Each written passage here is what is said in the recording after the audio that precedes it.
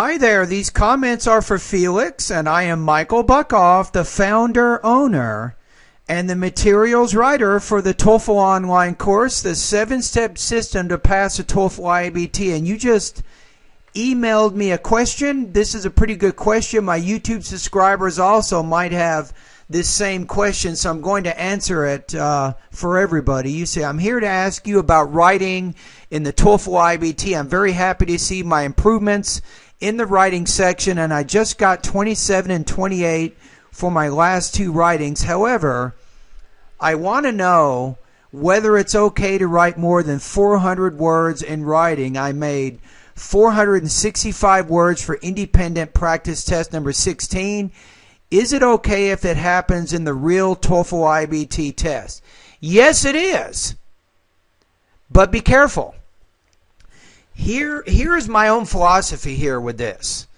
If you write 465 words, that means that you're probably giving maybe 3 or even 4 reasons why. For example, you may disagree or agree with something.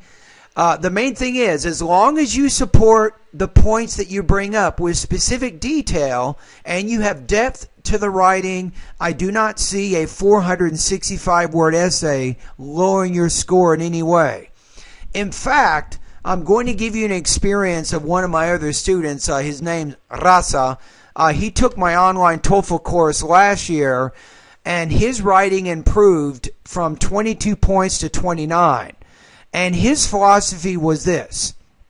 He told me, he says, hey, Michael, if I write only 350 words, which is pretty much the exact minimum required for the TOEFL IBT independent writing task, or I write only 150 or 200 words for the integrated writing task, which is around the minimum for that, I don't have a lot of room for grammar errors, because if I make any minor problems in the essay, immediately it's going to bring my score down because I'm at the minimum.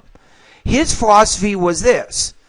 If I write more than the minimum, and I do have some language use issues in the essay, maybe the IBT human raters may overlook some of those minor problems, and they'll acknowledge the development and the organization of my ideas. That was his philosophy. Now, I cannot confirm that with the TOEFL IBT. I'll send them an email. They'll never answer me.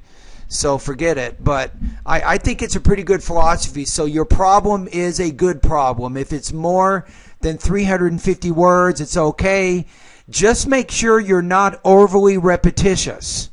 For example, if you have 2 good examples to support the argument you're making, or one of the arguments you're making, why use 3? If the first 2 examples already explain what your opinion is. So as long as you're not overly repetitious, and as long as you support, I think, your generalizations with specific detail, I don't see any problem with a 465-word essay.